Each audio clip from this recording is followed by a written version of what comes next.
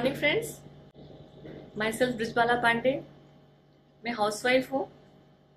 Vestige business में मैं 2.5 सालों से हूँ और क्राउन लेवल पर हूँ। सबसे पहले मैं धन्यवाद करना चाहती हूँ अपने अप्लायंस का, नीलेश सर का और दीपाली मैम का, और अपने स्पॉन्सर अप्लायन का मिस्टर टेम्पा शेरपा जी का, जिनके सहयोग से, जिनके मार्गदर्शन से मैं इतना आगे बढ़ी हूँ, यहाँ तक इस लेवल तक आई हूँ और आगे भी काम कर रही हूँ। और साथ ही साथ मैं मिलीनियर वर्ल्ड वाइड का धन्यवाद करना चाहती हूँ कि जिसके सौजन्य से आज मुझे मौका मिला है कि मैं अपनी बातों को आपके सामने रखूं, शेयर करूं अपनी बातों को। मैं मुंबई से बिलोंग करती हूँ। मेरे डैडी इंडियन नेवी में थे, हम लोग वहीं रहते थे, वहीं पैदा हुए हैं, वहीं पले बड़े हैं। पढ़ाई हमारी सेंट्रल स्कूल में हुई है। हम लोग 3 भाई बहन हैं, 2 मेरे बड़े भैया हैं और मैं छोटी हूँ उनसे। और मेरी मम्मी एक सिंपल हाउसवाइफ थी और उन्होंने अपने घर को बहुत अच्छे से मैनेज किया था, हम लोग को बहुत अच्छे से मैनेज किया था और बहुत अच्छी परिवेश देके हमें उन्होंने पाला है। मेरे डैडी बहुत स्ट्रॉन्ग पर्सनालिटी के थे, बहुत स्मार्ट और बहुत ही पैशनेट थे। वो कभी भी किसी से चैलेंज से हार नहीं मानते थे। तो शायद वही आदत हमें भी लगी है। उसके लिए मैं भगवान का बहुत बहुत धन्यवाद करती हूँ। हमारी पढ़ाई अच्छी चली, हम लोग ने बहुत अच्छे जीवन को गुजारा और बहुत अच्छी लाइफस्टाइल डैडी ने हमें दी और हमारी परवरिश बहुत अच्छे से हुई और हम लोग बड़े हुए। जब बड़े हुए, मेरी स्कूलिंग ख़त्म हुई, मेरी एजुकेशन ख़त्म हुई, जब पढ़ाई ख़त्म हुई तो अक्सर होता है कि लड़कियों की शादी कर दी जाती है और वैसा मेरे साथ हुआ और मेरी शादी हो गई।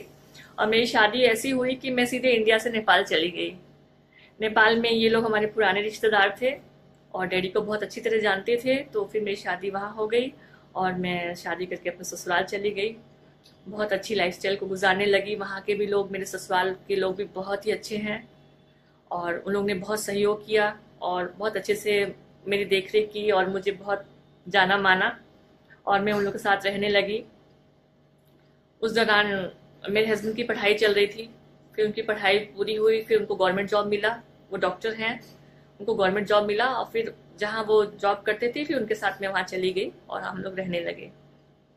शादी के 2 साल बाद मुझे मेरा बेटा हुआ, पहला बच्चा हुआ और मैं अपनी गृहस्थी में उलझ गई और अपने बच्चों को संभालने लगी, अपनी फैमिली को देखने लगी, जैसा कि सब हाउसवाइफ करती हैं। मैं भी बहुत अच्छे से संभालने लगी, संभाल ही रही थी, सब कुछ देख ही रही थी। और डॉक्टर साहब का बहुत हेक्टिक शेड्यूल था। वो सुबह से वहाँ 6 बजे पेशेंट आ जाते थे और लगभग रात के 10-11 बजे तक पेशेंट रहते थे। और इनका गवर्नमेंट जॉब भी था, ये 10 से 4 अपने ऑफिस भी जाते थे और सुबह भी पेशेंट आते थे, शाम को भी पेशेंट आते थे। कभी कभी ऐसा होता था कि रात में भी इमरजेंसी में पेशेंट आ जाते थे। तो बहुत हेक्टिक शेड्यूल था और बहुत बिजी रहते थे।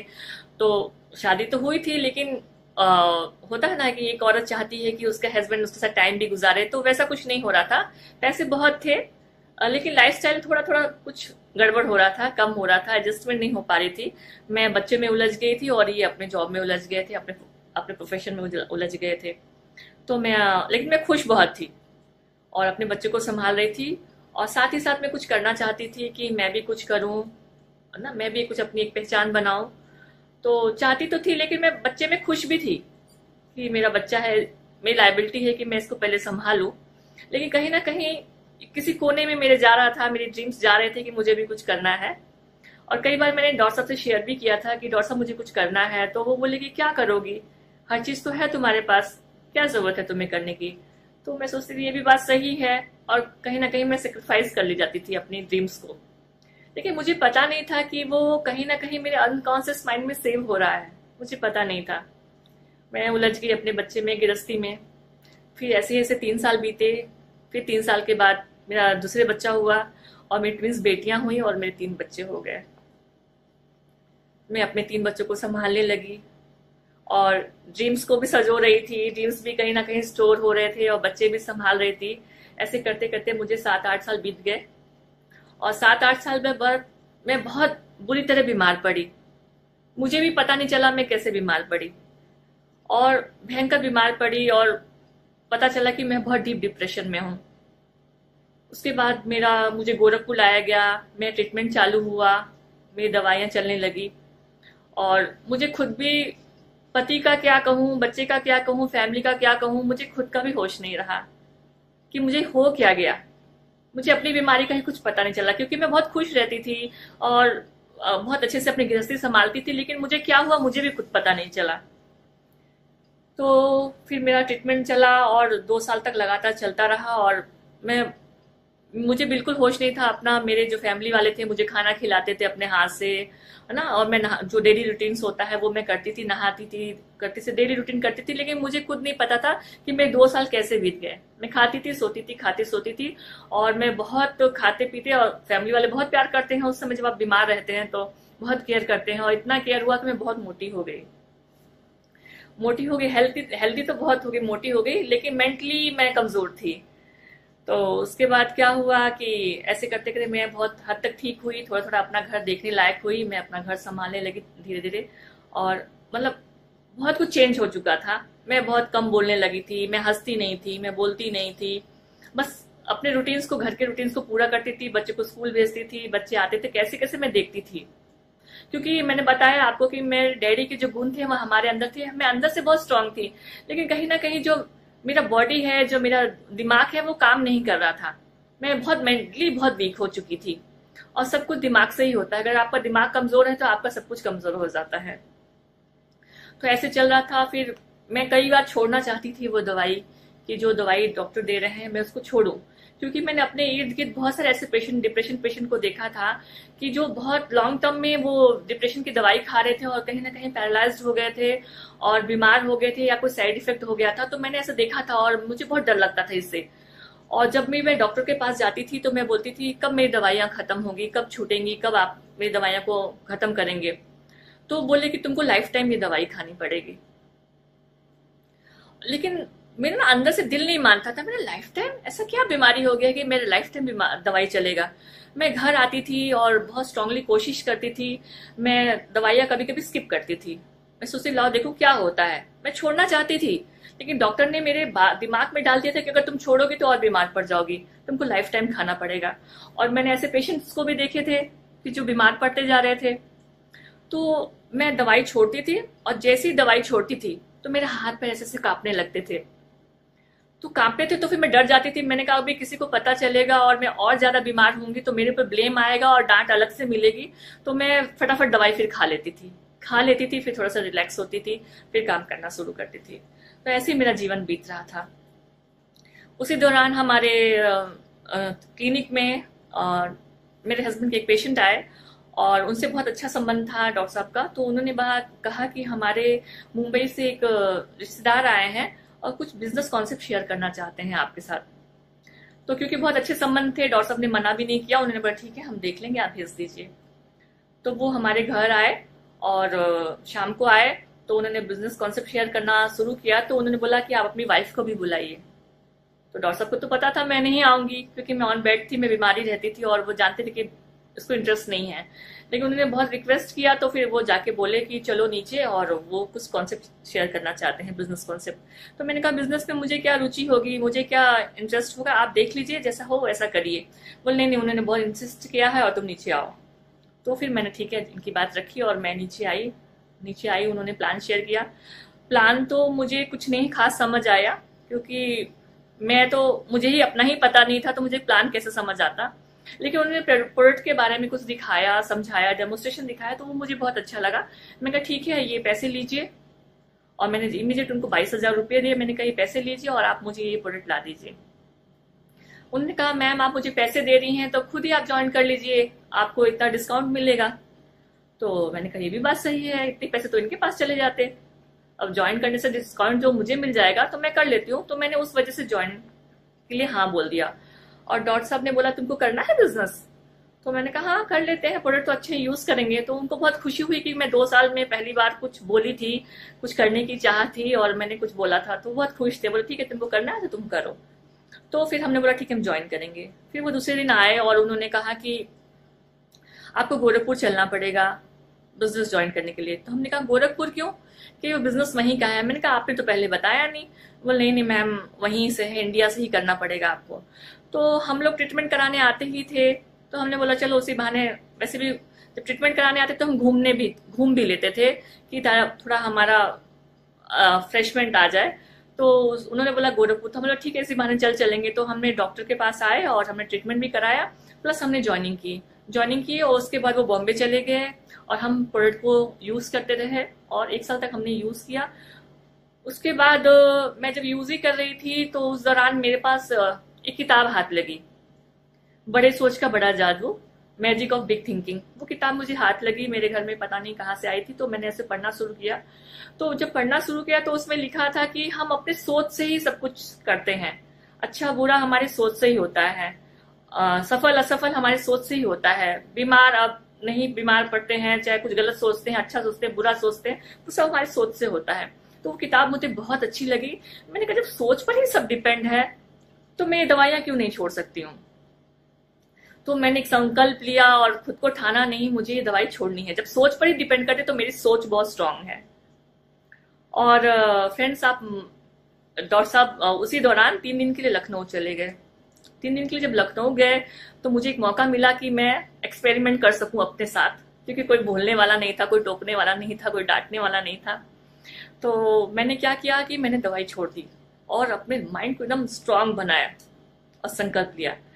1 दिन बीता कुछ नहीं हुआ, 2 दिन बीता कुछ नहीं हुआ, 3 दिन हुआ कुछ नहीं हुआ, मैं बहुत खुश, मन से बहुत खुश हूँ। मैंने कहा ये बुक मुझे पहले क्यों नहीं मिली, ये तो मैं बिना दवाई खाए ठीक हो गई होती। डॉक्टर साहब फिर 3 दिन के बाद लखनऊ से आए तो बैठे, सब खाना वाना खाए जो भी होता है। तो मैंने कहा आपको एक बहुत खुशी की बात बताऊं? तो बोले हाँ बताओ। तो मैंने कहा कि मैंने जो डिप्रेशन वाली दवाई है छोड़ दी है। कह रहे नहीं नहीं तुरंत मत छोड़ो उसको, तुरंत खाओ तो फिर और बीमार पड़ जाओगी। मैंने कहा नहीं, अब मैंने छोड़ दिया और मैं देखिए आपके सामने ठीक हूँ, मैं काम भी नहीं रही हूँ और अब मैंने छोड़ दिया, अब मैं नहीं खाऊंगी। तो बोलते अगर तुमको लगता है कि तुम ठीक हो, क्योंकि वो मुझ पर बहुत विश्वास करते थे, क्योंकि वो जानते थे कि मैं बहुत स्ट्रांग हूँ। तो बोलते ठीक है तुमको लगता है अगर तुम ठीक हो तो तुम छोड़ दो। तो फ्रेंड्स तब का दिन था और आज का दिन है, आज तक मैंने कभी भी डिप्रेशन की दवाई नहीं खाई। ये एक मेरे साथ बहुत अच्छा एक्सपीरियंस रहा मेरे साथ और मैं ठीक हो गई। फिर जो हमें ज्वाइन करा के गए थे वो 1 साल बाद फिर आए और 1 साल बाद आए, उन्होंने कहा कि मैम एक मीटिंग होती है गोरखपुर, आप देखने चलिए। तो हमारा तो हमेशा घूमने का कोई बहाना चाहिए होता है कि कोई कुछ बोले तो हम लोग कहीं घूमने चले। मुझे तो यही चाहिए होता था कि डॉक्टर साहब को कोई कन्विंस कर दे तो हम कहीं ना घूमने चल जाएं। तो डॉक्टर साहब ने हाँ भर दी, ठीक है चलेंगे मीटिंग में, क्योंकि वो चाहते थे कि कहीं ना कहीं मैं खुश रहूं, इन्वॉल्व रहूं। तो वो मेरे नाते वो आ गए और जब हम लोग हॉल में आए, हमने वो मीटिंग्स देखी, वो माहौल देखा तो मुझे बहुत अच्छा लगा और मैं बहुत खुश हुई, मैं हंसी। और डॉक्टर साहब ने मेरा हंसता हुआ चेहरा बहुत दिनों बाद देखा, क्योंकि मैंने हंसना भी छोड़ दिया था, बोलना भी छोड़ दिया था, चुप रहती थी। तो बहुत खुश हुए, बोले कि तुमको बिजनेस करना है? मैंने कहा हाँ करूंगी। तो मैं करती रही उस बिजनेस को और करते करते फिर धीरे धीरे एक ऐसा लेवल हुआ, फिर डॉक्टर साहब भी उसमें इन्वॉल्व हो गए। डॉक्टर साहब भी इन्वॉल्व हो गए, बिजनेस बहुत अच्छा चलने लगा और आगे बढ़ने लगे, बिजनेस में बहुत सक्सेस होने लगे। तो एक समय ऐसा आया कि हम जब इंडिया में हमें बिजनेस करने आना पड़ता था और इंडिया में आने के लिए हमको 140 किलोमीटर लगता था आने में। तो बहुत दिक्कतें होती थी। डॉक्टर साहब ऑफिस जाते थे तो ऑफिस में बहुत शिकायतें होती थी कि ऑफिस टाइम से नहीं आते हैं, तो काफी दिक्कतें चैलेंज आने लगे हमारे बिजनेस में। तो डॉक्टर साहब ने एक डिसीजन लिया कि मैं क्विट कर देता हूँ अपनी जॉब को, मैं रिजाइन दे देता हूँ। तो हम लोग का ये है कि हम दोनों जो भी डिसीजन लेते हैं हम लोग उस पर सहमति रहते हैं, जो भी आगे वाला डिसीजन लेता है जो भी, तो हम सहमत रहते हैं। तो मैंने कहा जैसे आपकी मर्जी, अगर आपको लगता है आपको छोड़ना चाहिए तो छोड़ दीजिए।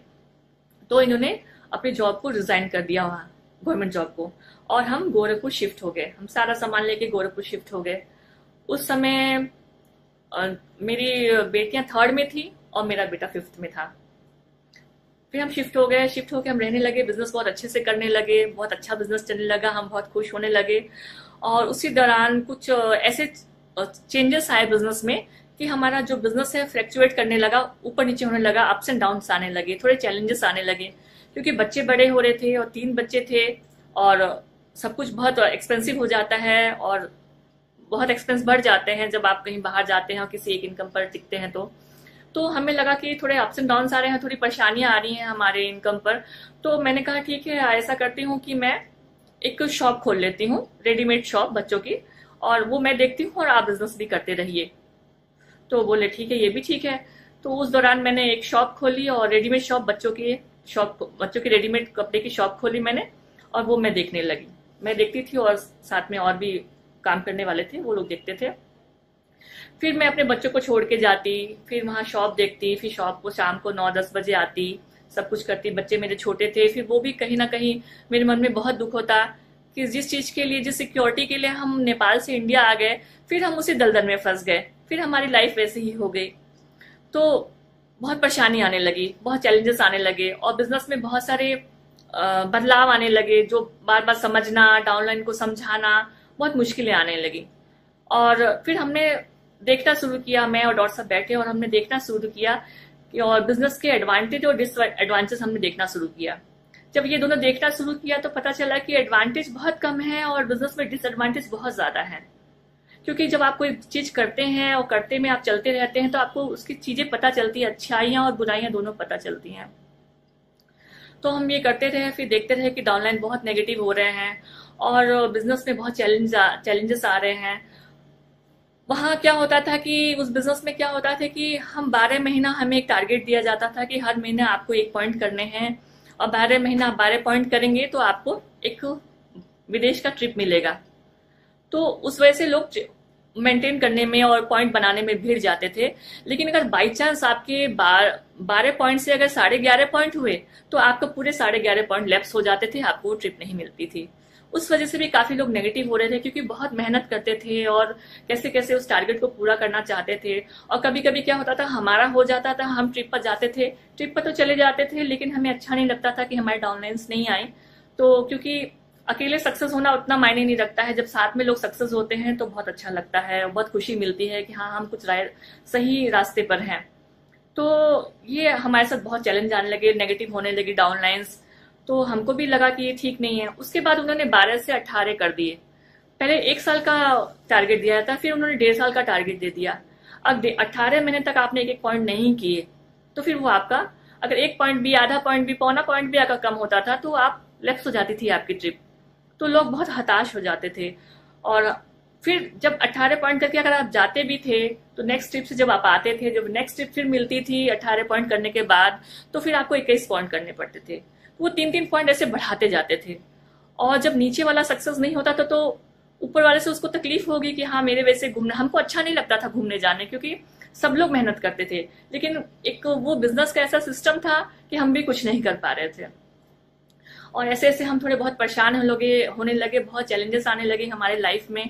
फिर मैं और डॉक्टर साहब एक दिन बैठे, हम बोले क्या करें, हम लोग तो थोड़े मैच्योर हैं, समझ रहे हैं, लेकिन जो नए लोग आ रहे हैं और जो लोग डिस्ट्रीब्यूटर जो इतनी मेहनत कर रहे हैं, मेहनत भी बहुत करते थे लोग, मेहनत में कोई कमी नहीं थी, और जो हम मेहनत करते थे उस हिसाब से हमें रिवॉर्ड नहीं मिलता था। जो मेहनत करते थे उस हिसाब से हमें वो सक्सेस नहीं मिलती थी। तो हम बैठ के हम बात करने लगे, हमने क्या किया जाए। और डॉक्टर साहब के साथ किसी आदमी ने वेस्टिज के बारे में 2 साल पहले बताया था कि सर आप वेस्टिज बिजनेस ज्वाइन करिए। तो अब क्योंकि हम इसमें इतना फंस चुके थे कि हम इसमें निकलना हमारे लिए इतना आसान नहीं था, क्योंकि इतनी चीज हमने बनाई थी, और फिर अगर हम दूसरी जगह जाते तो हमको जीरो से स्टार्ट करना पड़ता।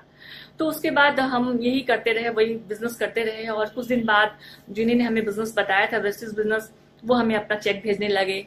पहले महीने में 1 लाख भेजने लगे, फिर कुछ दिनों बाद वो 2 लाख का भेजने लगे, फिर कुछ दिनों बाद वो 3 लाख का भेजने लगे, फिर कुछ दिनों बाद वो 4 लाख का भेजने लगे। ऐसे करते करते उन्होंने 3 साल के अंदर अपनी जो हाईएस्ट चेक भेजी वो 7 लाख की थी।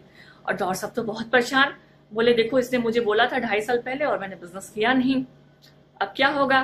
तो मैंने कहा अभी भी कोई देर नहीं हुई है, अगर उनकी इतनी इनकम हुई है और बहुत लोगों की इनकम हुई है तो हमारी भी इनकम होगी, ऐसा कुछ नहीं है, हमें थोड़ा सा एक स्ट्रॉन्ग डिसीजन लेना पड़ेगा। तो हमने ठाना कि हम वेस्टिज बिजनेस को देखेंगे और करेंगे। फिर ये गए दिल्ली हेडक्वार्टर में, गए दिल्ली गए, वहां बाली सर से मिले तो इनको बहुत अच्छा लगा। और हम लोग बहुत ग्रेटफुल हैं और ब्लेसफुल हैं कि हमें इतनी अच्छी मैनेजमेंट मिली है। और बाली सर तो इतने डाउन टू अर्थ हैं, और मैं उनका थैंक्स करना चाहूंगी बाली सर का और पूरे मैनेजमेंट का। तो जब डॉक्टर साहब उनसे मिले तो डॉक्टर साहब को बहुत अच्छा लगा, और उतने अच्छे से समझाया वाली सर ने कि इनको लगा कि नहीं, अगर मैं बिजनेस को आता हूँ, वेस्टिज बिजनेस में अगर मैं जो बिजनेस में कर रहा हूँ उसको अगर छोड़ के मैं इसमें आता हूँ तो मैं कर ले जाऊंगा, ऐसा कुछ नहीं है कि फिर मुझे परेशानी होगी। इनको इतना बिलीव था अपने ऊपर, और बाली सर ने बहुत अच्छा प्लान समझाया था, सब कुछ बहुत अच्छे से समझाया था कि आप कैसे कैसे बिजनेस करोगे तो आपकी इनकम अच्छे से बन जाएगी। फिर ये दिल्ली से, वहाँ दिल्ली में थे तो ये बोले कि मेरे नेपाल में भी बहुत लोग जानने वाले हैं और आप हो सके तो मुझे नेपाल का स्पॉन्सर दीजिए कोई। तो उन्होंने रिकमेंड किया, टेम्पा सर जी को उन्होंने रिकमेंड किया कि ठीक है आप इनको स्पॉन्सर बना लीजिए, और इनकी जो अपलाइन है वो मुंबई की हैं। तो डॉक्टर साहब बहुत खुश हुए कि चलो मेरे नेपाल में भी मेरी अपलाइन अच्छी है और हमें जो इंडिया में अपलाइन मिली है वो भी बहुत अच्छी है। और जो जिस समय हमने ज्वाइन किया था टेम्पा सर को, उनकी इनकम 3 लाख थी, और नीलेश सर जी की और दीपाली मैम की उनकी 35 प्लस थी इनकम मंथली। तो हम लोग बहुत खुश हुए और देखा भी इनकम से भी हम लोग काफी प्रभावित हुए, बहुत अच्छा लगा। और फिर डॉक्टर साहब ने फिर गोरखपुर आए और टेम्पा सर से बात की कि सर मैं आपके साथ ज्वाइन करना चाहता हूँ वेस्टिज बिजनेस। तो बोले ठीक है आप ज्वाइन कर लीजिए। तो उन्होंने फिर नीलेश सर से बात हुई, फिर उन्होंने प्रोग्राम बनाया। नीलेश सर और टेम्पा सर ये सब लोग काठमांडू में मिले और बहुत खुश हुए। डॉक्टर साहब बहुत ही ज्यादा खुश थे क्योंकि इतने अच्छे लोग थे इस बिजनेस में, इतने डाउन टू अर्थ और इतने प्यार से समझाते थे, इतना बिलीव लेवल बढ़ाते थे। तो इनको बहुत अच्छा लगा टेम्पा सर से मिलके और हमारे great great great upline Nilesh sir से मिलके। और ये और बहुत खुशी खुशी ये गोरखपुर आए, कहीं नहीं वाला जो हमने 14 साल में बिजनेस किया है वहां हम यहाँ उसको 6 महीने में कवर कर लेंगे। मैंने कहा ठीक है कोई बात नहीं। हम लोग फिर ज्वाइन किए और स्टार्ट किए। तो करते करते हम लोग अभी हम लोग सीख ही रहे थे, समझ ही रहे थे, क्योंकि दूसरी बिजनेस से हम लोग यहाँ आए थे और इसको समझने में टाइम ही लग रहा था। हम लोग सीख रहे थे, समझ रहे थे, और समझते समझते ही हम लोग 9 महीने के अंदर क्राउन चले गए। ये बहुत बड़ा अचीवमेंट रहा, क्योंकि हमें कहीं डर था कि हम एक पुराना बिजनेस छोड़ के आ रहे हैं तो हमारे साथ और चैलेंजेस ना आ जाए। क्योंकि मेरे बच्चे ग्रेजुएशन कर रहे थे, बड़े हो रहे थे ग्रेजुएशन में। दोनों लड़कियां ग्रेजुएशन पास कर चुकी हैं। मेरा बेटा वो यूएस में है, वो जॉब करता है। तो ये समय आ गया था। तो हम लोग बहुत खुश हुए और काम करने लगे। और फिर हम जब 1 महीना जब बिजनेस में आए, वेस्टिज बिजनेस में जब हमने काम किया, तो फिर हम कई लोगों को 40-45 लोग हमारे बिजनेस में जुड़ गए थे। हमने उन्हें बुलाया और हमने बातचीत की। तो सब लोगों ने अपना बहुत एक्सपीरियंस शेयर किया और इतना अच्छा एक्सपीरियंस शेयर किया जो मुझे लगता नहीं था कि इतना अच्छा होगा। तो किसी ने मिस्टर मिलान के बारे में बताया, किसी ने होम केयर के बारे में बताया, किसी ने पर्सनल केयर के बारे में बताया, और किसी ने सप्लीमेंट के बारे में बताना शुरू किया। और मैं सुन रही थी सप्लीमेंट के बारे में बहुत ध्यान से। और कोई बता रहा था कि उनके फादर जो थे उनके पैर में बहुत दर्द था और उन्होंने सप्लीमेंट्स खिलाए और कैल्शियम, ग्लूकोजामिन और फ्लेक्स ऑयल खिलाया, तो उनके पैर का दर्द खत्म हुआ। मेरा ना दिमाग तुरंत वहां क्लिक किया, क्योंकि आदमी को जिसमें इंटरेस्ट होता है ना वो बातें ज्यादा समझ आती हैं। मेरे पैर में 7-8 साल से पैर में बहुत दर्द था और मैं कितना भी सप्लीमेंट खाती, दवाई खाती, वो ठीक नहीं होता था। उसके बाद मैंने सुना और मैं घर पर आई और मैंने डॉक्टर साहब से कहा कि आप मुझे ये सप्लीमेंट ला दीजिए। डॉक्टर साहब ने सप्लीमेंट लाया, वो कैल्शियम लाए, ग्लूकोसामिन लाए, फ्लेक्सोल लाए, स्पोरिना लाए, और मैंने खाना शुरू किया। और जब मैंने खाना शुरू किया तो आप बिलीव नहीं करेंगे फ्रेंड्स, 15 दिन में मेरा 7-8 साल का जो पैर में दर्द था वो 15 दिन के अंदर खत्म हो गया।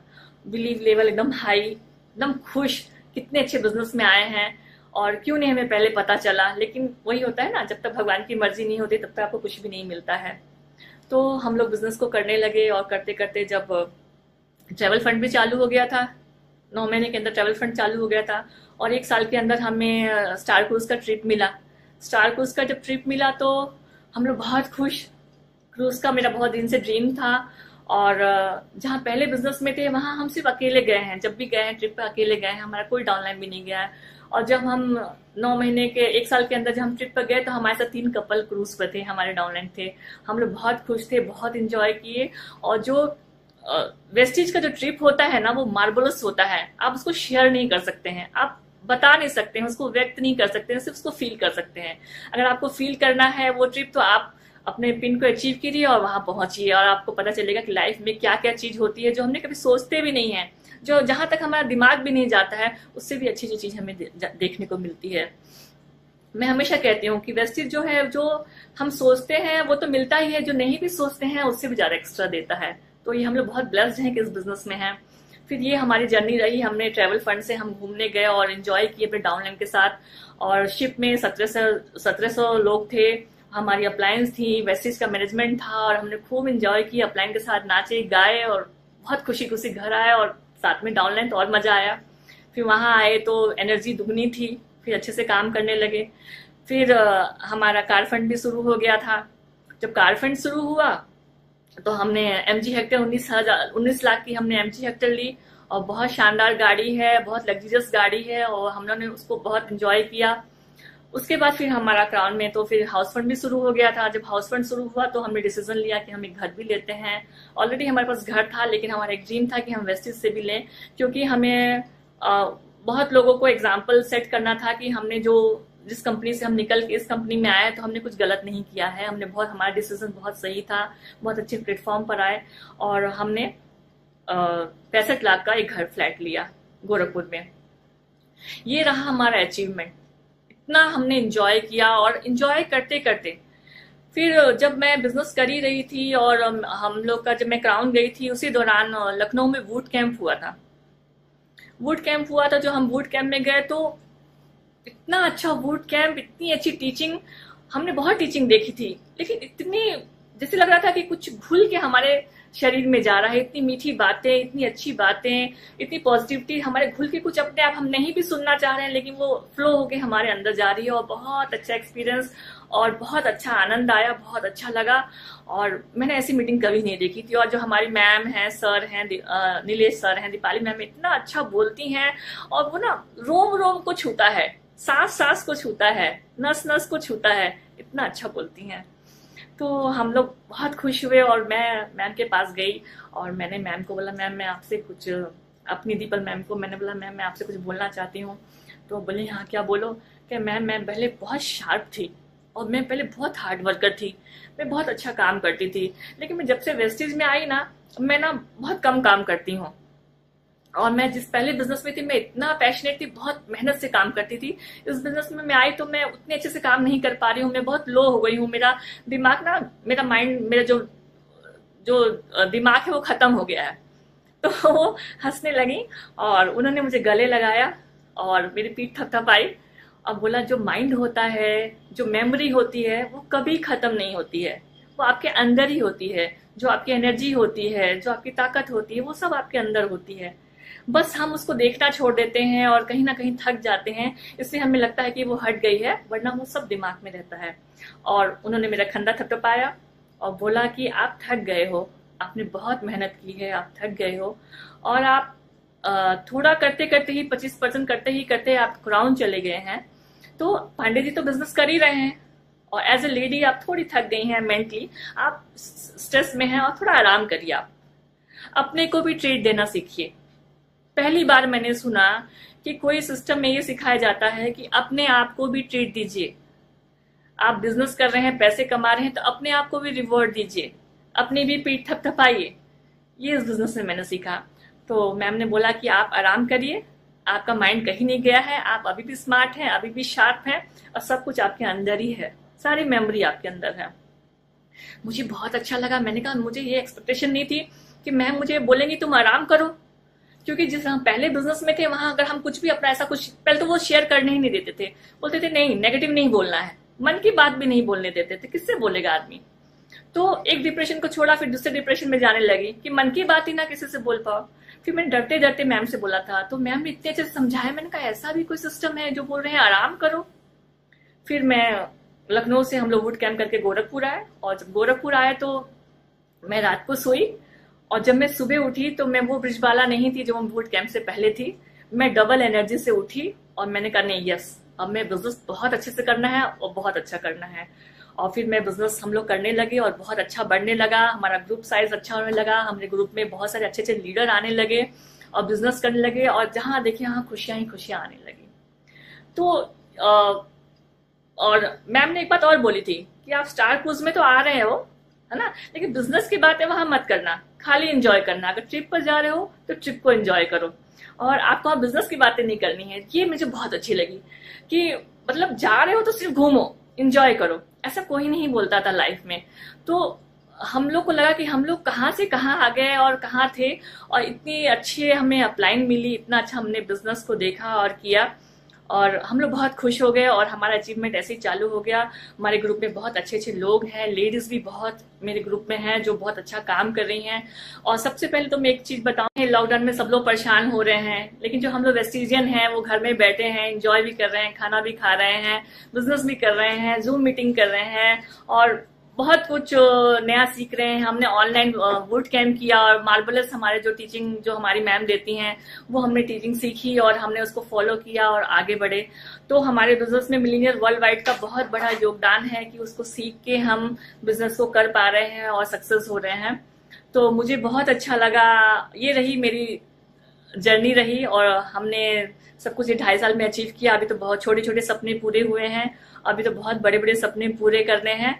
और बहुत अच्छा लगा आप सब लोग से बात करके और मैं आप सबको थैंक्स बोलना चाहती हूँ। Wish you well.